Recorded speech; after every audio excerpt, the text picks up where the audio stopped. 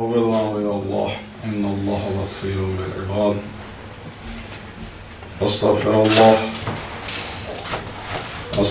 الله وأسأله التوبة. لا حول ولا قوة إلا بالله العلي العظيم. أعوذ بالله من الشيطان الرجيم. بسم الله الرحمن الرحيم. الحمد لله كما هو أحلى. الحمد لله رب العالمين. الصلاة والسلام على أشرف الأنبياء والمرسلين أبي القاسم محمد. اللهم صل على محمد وعلى آله الطيبين الطاهرين المعصومين سيما بقية الله في العالمين. ولعنة الله على أعدائهم أجمعين من الآن إلى قيام يوم الدين. قال الحكيم في كتاب المجيد وفرقان الحميد. بسم الله الرحمن الرحيم. جاء الحق وزهق الباطل إن الباطل كان زهوقا. صلوات اللهم صل على محمد. آج کی اس محفل کی قبولیت کے لیے بابا سے بلند صلوات. اللهم صل على محمد وآل محمد. تمام مومن مومنات کی صحت و سلامتی کے لیے، رزق روزی میں اضافے کے لیے، ہر قسم کی آفات بلیات مصیبتوں مشکلات بیماریوں سے محفوظ رہنے کے لیے بابا سے بلند صلوات. اللهم صل على محمد وآل محمد. یوسف ادارہ حجت خدا امام زمان علیہ السلام کے جلد ظہور اور صحت و سلامتی کے لیے صلوات. اللهم صل على محمد وآل محمد. تبریک عرض کرتا ہوں امام زمان علیہ السلام کو اور آپ تمام بہنوں اور بھائیوں کو جشن ولادت امام حسن عسکری علیہ السلام پر. پروردگار ہمیشہ اسی طرح آپ کو دنیا و آخرت میں اہل بیت کی خوشیوں کے ساتھ خوش رکھے.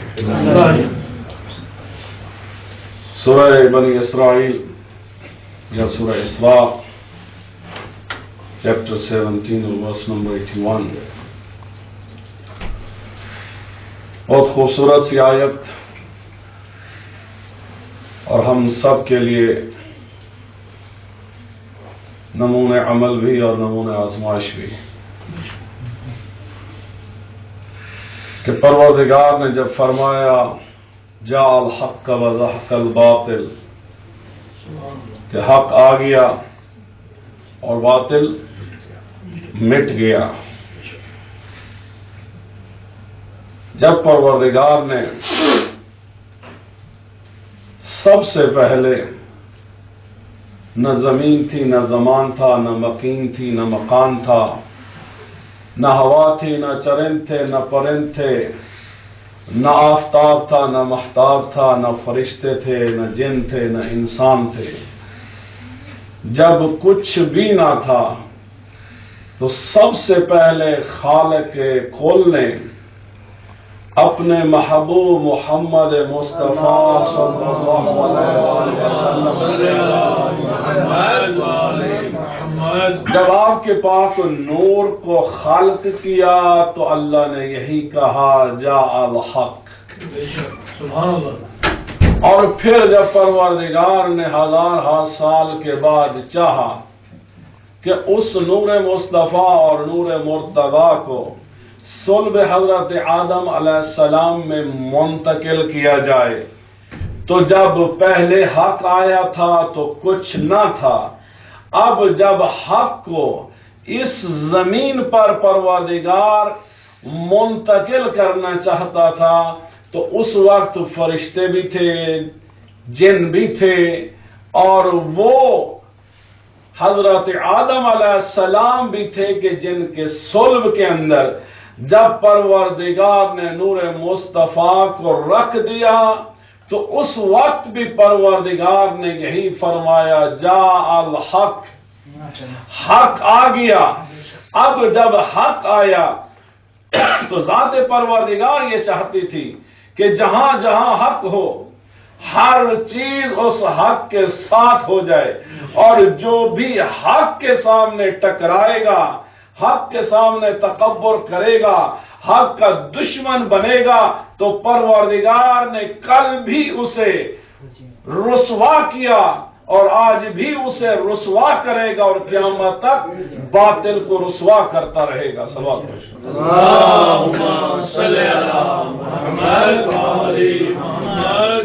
اب اس پہلے دن جب حق کو پروردگار نے صلب آدم میں قرار دیا، تو جس باطل نے حق کے مصطفیٰ کا، حق کے مرتضیٰ کا انکار کیا، تو وہ پہلا طاغوت تھا، وہ پہلا ابلیس تھا، وہ پہلا شیطان تھا، اور کائنات میں قیامت تک آنے تک جو بھی جب بھی جہاں بھی حق کا انکار کرتا ہے وہ اسی کا ساتھی شمار ہوتا ہے۔ اور جو نور مصطفیٰ کے ساتھ، جو نور مرتضیٰ کے ساتھ، جو نور فاطمہ الزہرا کے ساتھ متمسک ہو جاتا ہے، یہی درس دیا ہے پروردگار نے آیت الکرسی کے اندر بھی کہ لا اکراہ فی الدین۔ اللہ تعالیٰ زبردستی شیطان اور ابلیس کی گردن مروڑ کے نہیں کہتا کہ آؤ حق کے مصطفیٰ کے ساتھ متمسک ہو جاؤ۔ اللہ چوائس دیتا ہے، اللہ معرفت دیتا ہے، اللہ علم دیتا ہے، اللہ حکمت دیتا ہے۔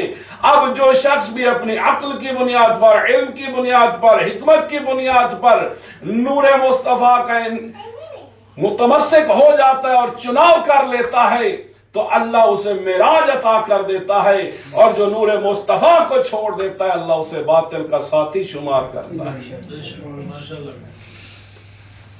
یہی وجہ ہے کہ پروردگار نے آیت الکرسی میں بھی فرمایا لا اکراہ فی الدین قد تبین الرشد من الغی فمن یکفر بالطاغوت۔ جس نے طاغوت کا، ابلیس کا انکار کیا، شیطان کا انکار کیا، فقد استمسک بالعروۃ الوثقی، اور جس نے محمد و آل محمد کے نور کو اور ان کو حق سمجھ کر جس نے مضبوطی کے ساتھ تھام لیا اور پھر کبھی نہ چھوڑا، چاہے مشکلات ہیں، چاہے پریشانیاں ہیں، چاہے بیماریاں ہیں، چاہے آزمائشیں ہیں، چاہے اولاد چلی جائے، چاہے مال چلا جائے، چاہے سب کچھ چلا جائے۔ یہی وجہ ہے کہ جب امام حسین علیہ السلام نے کربلا میں حق کا علم بلند کیا تو امام حسین علیہ السلام یہ فرماتے ہوئے نظر آتے ہیں، اے اللہ تیری خاطر اگر مجھے ساری کائنات چھوڑ دے تو حسین پھر بھی اپنے آپ کو فتح مند سمجھتا ہے، اور اگر تو چھوٹ جائے اور ساری کائنات مل جائے تو حسین اپنے آپ کو خسارے میں سمجھتا ہے۔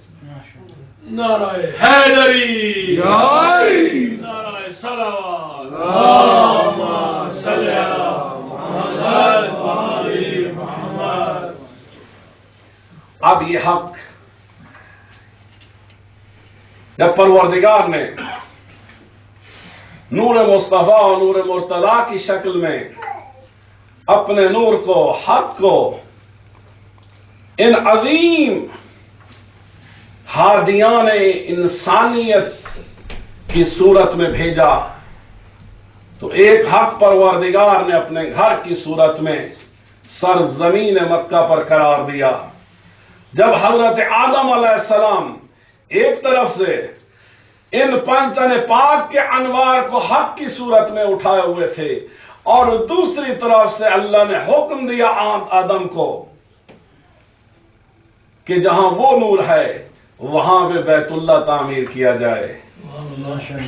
اور بیت اللہ کی جب پہلی اینٹ رکھی گئی، جب اس کی فاؤنڈیشن رکھی گئی، تو اس وقت بھی یہی آواز آئی ہو جا الحق وضحق الباطل، اور پھر وقت کے ساتھ ساتھ وہ گھر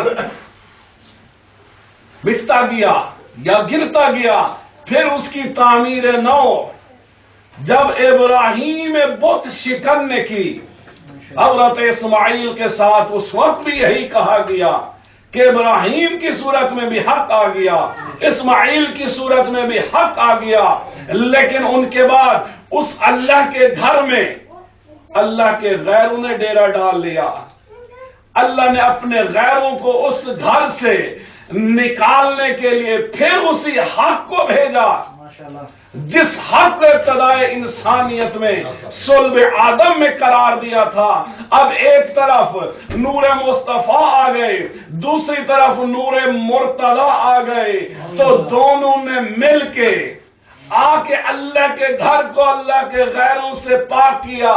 اب مصطفیٰ کہتے ہیں یا علی تو حق ہے، میں حق ہوں، میں چاہتا ہوں اللہ کے غیروں کو اللہ کے اس حق والے گھر سے باہر نکالا جائے اور ان کو باطل بنا کے باہر نکالا جائے۔ اب مصطفیٰ کے کندھے ہیں، مرتضی سوار ہوئے ہیں۔ اب مرتضی سے مصطفیٰ پوچھتے ہیں یا علی کیسے اپنے آپ کو پا رہے ہو؟ حضرت علی جواب دیتے ہیں یا رسول اللہ اگر میں چاہوں تو عرش کو ہاتھ سے چھو لوں۔ نعرہ تکبیر، اللہ اکبر، نعرہ رسالت یا رسول اللہ، نعرہ حیدری، نعرہ صلوات، اللہم صلی علی محمد۔ جب کچھ نہ تھا تو تب بھی اللہ نے اس نور کو حق قرار دیا۔ جب آدم کو بھیجا تو اسی نور کے ذریعے آدم کو سر بلند بنا دیا۔ جب اپنے گھر کو بنایا تو اس گھر کو بیت اللہ اسی نور کے اور حق کے ذریعے قرار دیا۔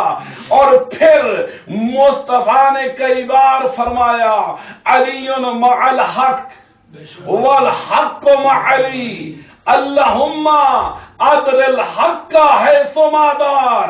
اے اللہ یہ علی حق ہے اور حق علی کے ساتھ ہے، علی حق کے ساتھ ہے۔ حق معیار نہیں ہے بلکہ معیار علی ہے۔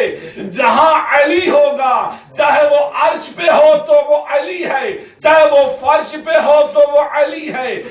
چاہے عرش پہ ہو یا فرش پہ ہو یا جنگ میں ہو یا امن میں ہو یا سجدہ میں ہو یا قیام میں ہو یا لوگوں کے لیے عالم بن جائے یا لوگوں کا خادم بن جائے، جہاں جہاں علی ہے وہاں وہاں حق ہے۔ پنج نعرہ پنجتنی سوا لاکھ نعرہ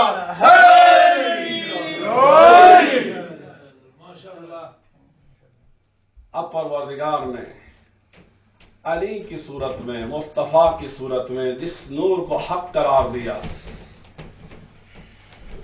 یہ آفتاب کی کرنیں بھی اسی نور کا پرتاؤ ہیں، یہ مہتاب کی چاندنی بھی اسی نور کا پرتاؤ ہیں، یہ پانی سے بننے والی لائٹس بھی، کائنات میں جو کچھ بھی نور ہے اسی نور کا پرتاؤ، ہے اسی نور کا صدقہ، ہے اسی نور کی کرامت کی وجہ سے۔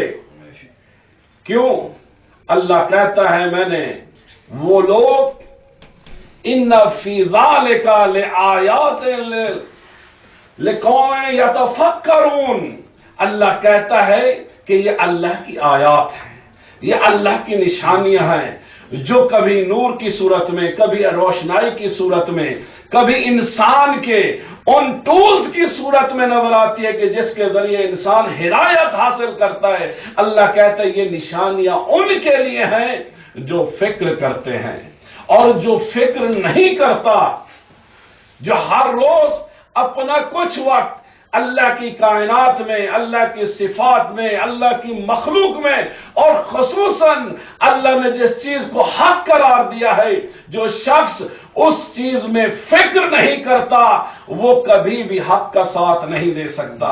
اور آج جس مولا علی کے بیٹے کے جشن ولادت میں ہم جمع ہیں، یعنی امام حسن عسکری علیہ السلام، تو خود امام حسن عسکری علیہ السلام فرماتے ہیں ما ترک الحق عزیز الا ذل، ما ترک الحق عزیز الا ذل، کہ جس نے حق کو چھوڑ دیا چاہے وہ جتنا بڑا اقتدار رکھتا ہو، جتنا بڑا علم رکھتا ہو، جتنی بڑا قبیلہ رکھتا ہو، جتنا بڑا مال رکھتا ہو، سب کچھ رکھنے کے باوجود امام حسن عسکری علیہ السلام فرماتے ہیں کہ جس نے حق کو چھوڑ دیا اللہ اس کو ذلیل کر دیتا ہے۔ اب ہم آپ تو 50 سال سے زیادہ 60 سال زیادہ سے 100 سال عبادت کریں گے، لیکن ابلیس نے 5000 شاید 12000 شاید 10,000 سال سے زیادہ اللہ کی عبادت کی ہے، لیکن اس نے جو ہی حق کو چھوڑا تو اللہ نے اسے ایسا ذلیل کیا، خدا بھی لعنت کرتا ہے، فرشتے بھی لعنت کرتے ہیں، جن بھی لعنت کرتے ہیں، انسان بھی لعنت کرتے ہیں، اور قیامت تک اس کو لعنت کرتے رہیں گے۔ جس کو اللہ لعنتی کہے، جس کو اللہ اپنی بارگاہ اور رحمت سے نکال دے، اس کو پھر کوئی واپس نہیں لا سکتا۔ لیکن اس کو لعنتی کس چیز نے بنایا؟ اس نے تکبر کیا، اور جس چیز کو اللہ نے حق بنایا اس حق کو چھوڑ دیا۔ اب حق کے پھر دو ایک بڑی کیٹیگریز ہو جاتی ہیں۔ ایک حق وہ ہے یعنی خدا حق ہے، رسول حق ہیں، ائمہ حق ہیں، اس حق کا ہمیں ساتھ دینا ہے۔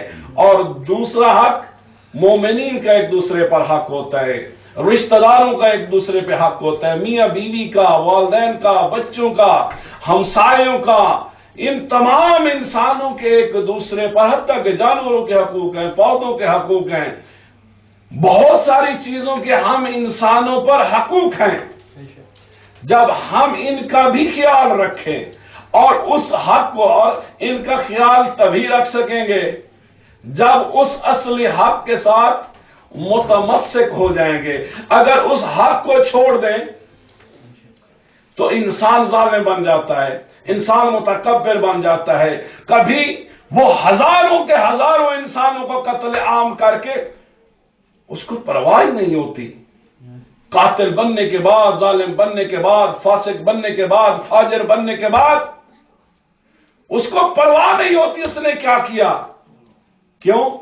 اس لیے کہ اس نے منبع حق کو چھوڑ دیا، اس نے وہ ہادی کہ جس نے حق بتانا تھا اس کو چھوڑ دیا، اس نے وہ ہادی کہ جس نے ہدایت کرنی تھی، جس نے صراط مستقیم پر لانا تھا، اس حق کو چھوڑ دیا۔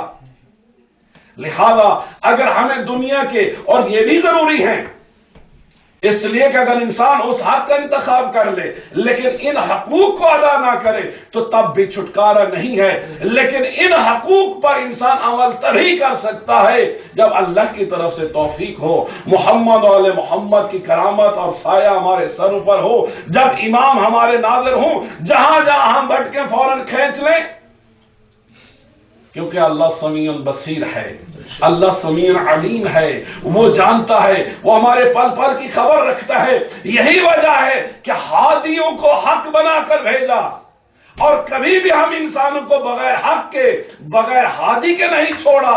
قیامت والے دن تک جب تک انسان موجود ہیں تب تک حق کی صورت میں ہادی موجود ہے۔ لیکن یہ ہماری ذمہ داری ہے، اس حق کی پہچان کریں، اس حق کا ساتھ دیں، اس حق کے پیچھے چلیں۔ یہ کھلا نور ہے، یہ ایک بہت بڑا موٹر وے ہے کہ جو انسان کو بھٹکنے نہیں دیتا اگر انسان کو حق کی تلاش ہو، اور جب حق کو پالے تو پھر بار بار اس کا احساس رہنا چاہیے کہ انسان جس لمحے بھی غافل ہوا، جس لمحے سو گیا، جس لمحے غافل ہوا، جس لمحے انسان نے اپنے آپ کو تکبر میں مبتلا کر دیا تو فوراً ہی کسی ایگزٹ سے انسان باہر چلا جاتا ہے۔ تو ضرورت اس امر کی ہے کہ یہ جو حق ہے، اس حق کے موٹر وے پہ چلنے کے لیے بھی انسان کو پھر بھی کانشیس رہنا پڑتا ہے۔ یہی وجہ ہے کہ خداوند متعال نے ہم پہ واجب کیا کہ دن میں کم از کم 10 مرتبہ ضرور کرو، کہو اہدنا الصراط المستقیم، کہ اے اللہ میں نے جو صراط مستقیم، جس حق کے راستے کا انتخاب کیا ہے، مجھے اسی پہ رکھنا، اس سے بھٹکنے نہیں دینا، کوئی ایکسیڈنٹ نہ آ جائے، کوئی دشمن نہ مار جائے، کوئی اٹریکشن مجھے یہاں سے کھینچ کے نہ لے جائے۔ اب خدا وہ جس نے حق بنایا، وہ جس نے ہدایت دی، وہ خود ہمیں سکھا رہا ہے اگر حق کے راستے پر رہنا چاہتے ہو، اگر ہادی برحق کا ساتھ دینا چاہتے ہو تو تمہیں ایک ایک لمحے کانشیس رہنا پڑے گا۔ صراط مستقیم تو تم نے دیکھ لیا، حق کے ہادی کو بھی دیکھ لیا، اس کا انتخاب بھی کر لیا، لیکن اگر ایک لمحے کے لیے بھی غافل ہو گئے تو باطل تمہیں راہ حق سے ہٹا دے گا، تمہارا دشمن تمہیں راہ حق سے مٹا دے گا۔ تو اس لیے اگر چاہتے ہو کہ موت کے لمحے تک تم راہ حق پر چلو تو اس تمام زندگی کے ایک ایک لمحے اور منٹ کا خیال رکھو، ایک لمحے کے لیے بھی غافل نہ ہو، وگرنہ باطل اور طاغوت اور شیاطین اور دشمن انسان کو راہ حق سے ہٹا دیں گے۔ صلوات پڑھیں۔ اللہم صلی علی محمد۔ اب شیطان نے اللہ کا انکار نہیں کیا تھا، اللہ کی بات نہیں مانی تھی، اللہ کے وجود کا انکار نہیں کیا تھا، عبادت بھی کرتا رہا تھا، لیکن ایک پرٹیکولر کمانڈمنٹ تھی جس کو نہیں مانا، کہ جس کی وجہ سے وہ راندہ درگاہ حق بن گیا۔ تو اسی طرح ہم تمام لوگوں کے لیے کہ جنہوں نے حق کا انتخاب کیا ہے، جنہوں نے ائمہ طہار کو چنا ہے، جنہوں نے حق والوں کو چنا ہے، جنہوں نے روشن حق کا انتخاب کیا ہے، اب اللہ ہمیں تنہا نہیں چھوڑتا جب تک ہمارے اندر بھی تڑپ رہے اور اللہ کی بارگاہ میں عاجزی رہے۔ کیوں اللہ بار بار کہتا ہے ہمارے سجدوں سے اللہ کو کوئی فرق نہیں پڑتا، لیکن اللہ کیوں کہتا ہے کہ اپنی بلند ترین چوٹی کو میرے آگے زمین پہ رگڑو، سر جھکا دو؟ کیوں؟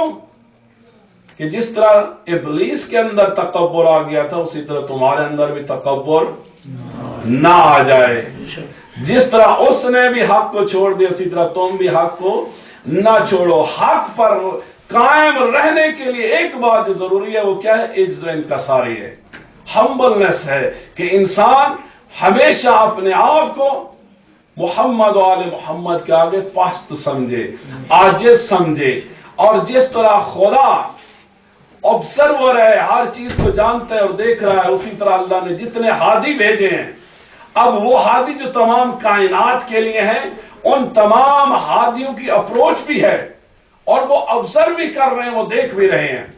اسی طرح امام حسن عسکری علیہ السلام کے بہت معروف صحابی ہیں، بہت پیارے صحابی ابو ہاشم جعفری۔ ابو ہاشم کہتے ہیں کہ ایک دن مولا گھر سے نکلے اور آپ گھوڑے پہ سوار تھے۔ جب میں نے مولا کو دیکھا تو میں بھی انہی کے ساتھ ایک دوسرے گھوڑے پہ سوار ہو گیا اور امام شہر سے نکل کے اس کے بعد ڈیزرٹ میں چلے گئے، میں بھی ان کے ساتھ تھا۔ اب آگے مولا کی سواری جا رہی تھی، پیچھے میں تھا، لیکن کہتے ہیں کہ جاتے جاتے میں اپنے خیالوں میں گم تھا، میرے اوپر بہت سارا قرضہ تھا اور میں سوچ رہا تھا کہ میں کس طرح اس قرضے کو ادا کروں گا۔ تو وہ کہتے ہیں کہ جو ہی میں یہ سوچ رہا تھا کہ کس طرح یہ قرض میں ادا کروں گا تو امام علیہ السلام نے اپنی سواری روکی اور موڑ کے کہا، ابو ہاشم خدا پہ توکل کرو، خدا تمہارا قرضہ اتار دے گا۔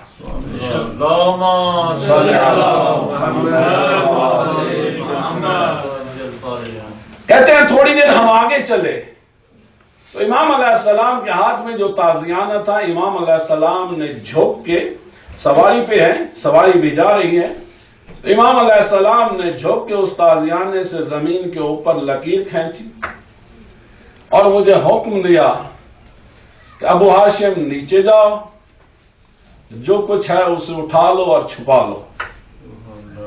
وہ کہتے ہیں میں نیچے گیا تو میں نے دیکھا کہ ایک سونے کی کشتی ہے۔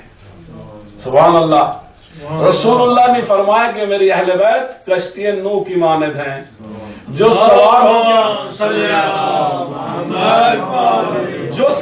گیا وہ نجات پا گیا اور جو سوار نہ ہوا وہ ڈوب گیا اور ہلاک ہو گیا۔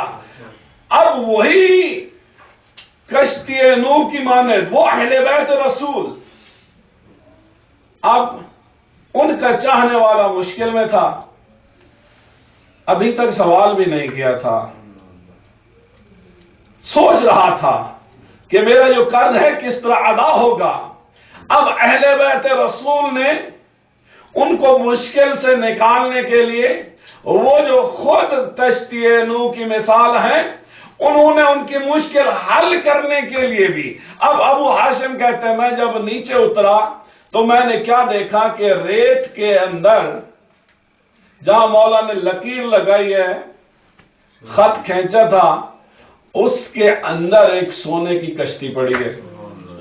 اب چونکہ مولا کا حکم تھا جاؤ اٹھاؤ اور چھپا لو، تو میں نے اٹھا کے اسے اپنی خورجین کے اندر چھپا لیا۔ اب ہم پھر سواری پہ سوار ہو گئے، مولا آگے جا رہے ہیں، میں پیچھے جا رہا ہوں، لیکن جاتے جاتے پھر میں نے سوچا کہ مولا نے جو مجھے یہ قرض ادا کرنے کے لیے دیا ہے، نہ جانے اس کی ویلیو کتنی ہے، میرا پورا قرض ادا ہوگا یا نہیں ہوگا، اور پھر آگے سردیاں آ رہی ہیں، اس کا لباس بھی نہیں ہے، تو اس کے لیے مجھے پھر قرضہ لینا پڑے گا۔ تو اب وہ کہتے ہیں میں یہی سوچ رہا تھا، تو امام علیہ السلام نے پھر زمین پر لکیر کھینچی اور کہا ابو ہاشم جاؤ اترو، جو کچھ پڑا ہے اسے اٹھا لو اور چھپا لو۔ کہتے ہیں اب کی مار جب میں اترا تو میں نے کیا دیکھا کہ اس لکیر کے اندر ایک اور کشتی ہے، لیکن یہ کشتی چاندی کی کشتی ہے۔ صلوات پڑھیے۔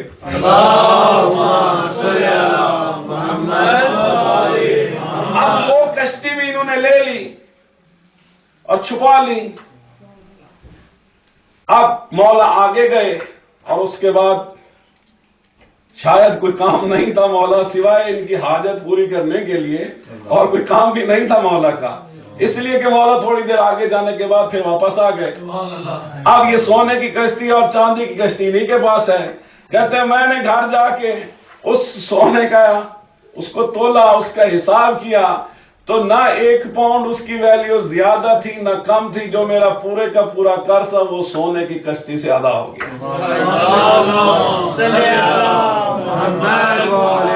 اب مولا کے چاہنے والے کو جو سردی کے کپڑوں کی فکر تھی، تو اس کے لیے مولا نے اس کو چاندی کی کشتی عطا کی کہ جاؤ اس کو بھی بیچو اور اس سے بھی آئندہ کا اپنا خیال رکھنا۔ اب جو لوگ محمد والے محمد کے ساتھ اپنے آپ کو اس طرح متمسک کر لیتے ہیں، ممکن ہے امتحان الگ بات ہے، آزمائش الگ بات ہے، لیکن کبھی بھی لیٹ ڈاؤن نہیں ہونے دیتے۔ جہاں بھی جس حالت میں بھی محمد والے محمد علیہ السلام کو مشکل ہوتی ہے، اور خصوصاً اس مولا کے بیٹے امام زمانہ علیہ السلام کے بارے میں کہ امام زمانہ علیہ السلام کو ہر وقت نہیں پکارو، لیکن جب دیکھو کہ تلوار تمہارے گردن پہ ہے اور اب کوئی چانس نہیں ہے بچنے کا، اس وقت تم اپنے 12ویں امام کو یاد کرو، ان کو پکارو، وہ ضرور مدد کرنے آئیں گے اور تمہیں بچا لیں گے۔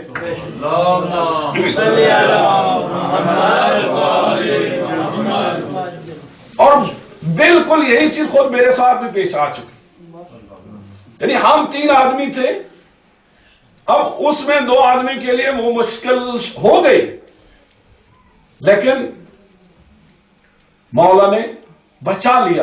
تو ایسی بات ہے، لیکن بات وہی ہے کہ جتنا اعتماد ہو، جتنا توکل ہو، جتنی چاہت ہو، جتنی تڑپ ہو، جتنا یقین ہو انسان کو، اتنا ہی جو ہے یہ ہستیاں انسان کو کبھی بھی لیٹ ڈاؤن نہیں ہونے دیتی۔ تو عزیزان گرامی، اب ایک اور قوم کے ہیں ابن اسحاق، تو وہ آئے ایک دفعہ مولا کی زیارت کے لیے، تو کہتے ہیں مولا ایک سوال ہے، اور یہ ایک ایسا سوال ہے جو ہم سب سے بھی مربوط ہے۔ ابن اسحاق کہتے ہیں عالم تھے، مولا کے نمائندے بھی تھے قوم کے اندر، کہتے ہیں مولا ہم نے آپ کے آباء و اجداد کی احادیث میں پڑھا ہے کہ انبیاء کی سنت ہے کہ وہ منہ اوپر کر کے سوتے ہیں، یعنی پیٹھ کے بل سوتے ہیں، پیٹھ نیچے ہوتی ہے اور منہ اوپر ہوتا ہے۔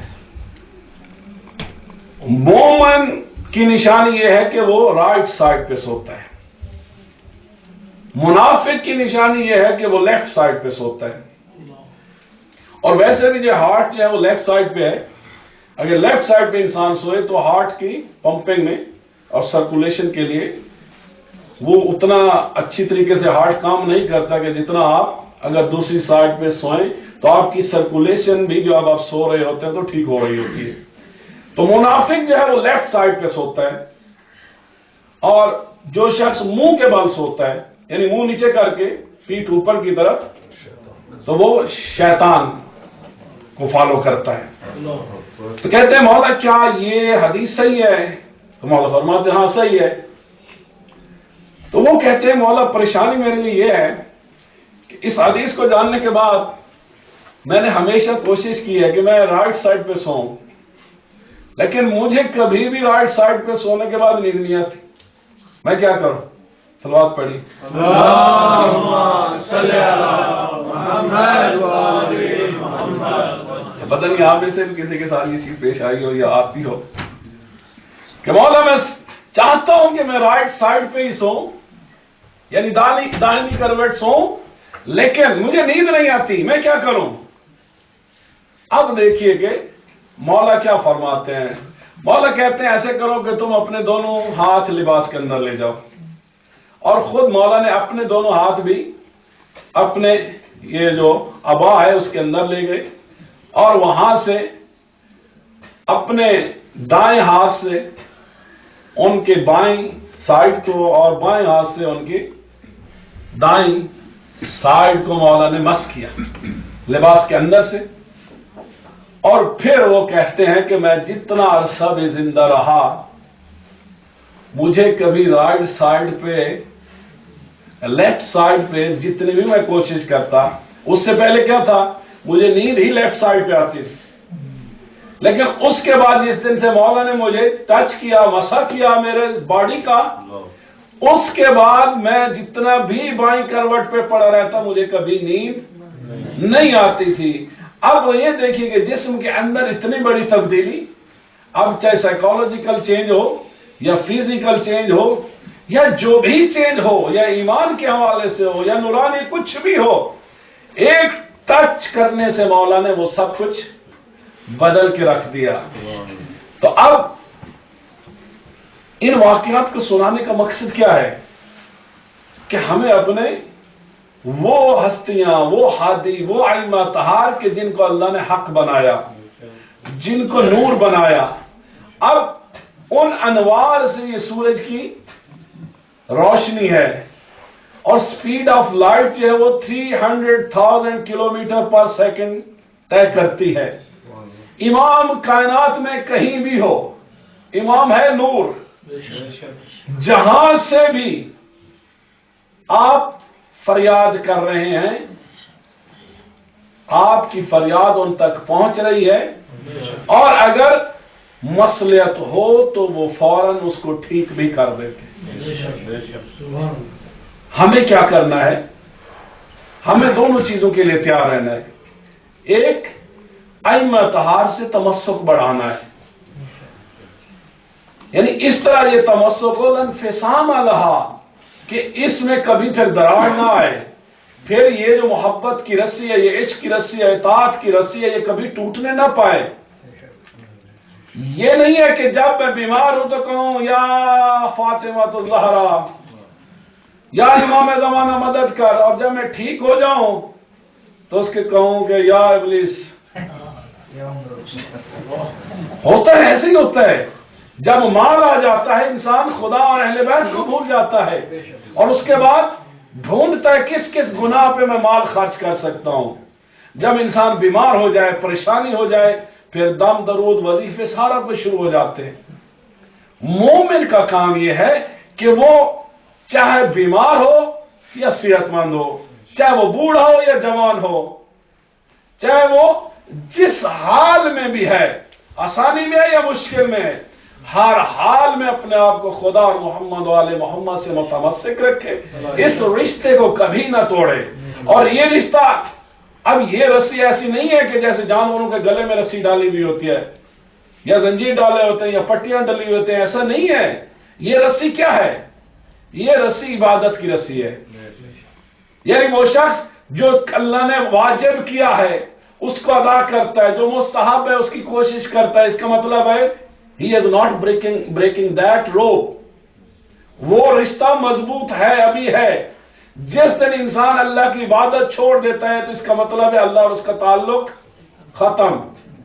جس وقت انسان محمد والے محمد کی تعلیمات کو چھوڑ دیتا ہے، محمد والے محمد کہتے ہیں حجاب کرو، میں کہتا ہوں نہیں کرنا، محمد والے محمد کہتے ہیں داڑھی رکھو، میں کہتے ہیں نہیں رکھنا، محمد والے محمد کہتے ہیں ہم نے تو خود ایک ایک رات میں ہزار رکعتیں پڑھی اور میں کہتا ہوں میں نے نہیں پڑھنی، اس لیے کہ نواز حسین کے ساتھ کربلا میں شہید ہو گئی۔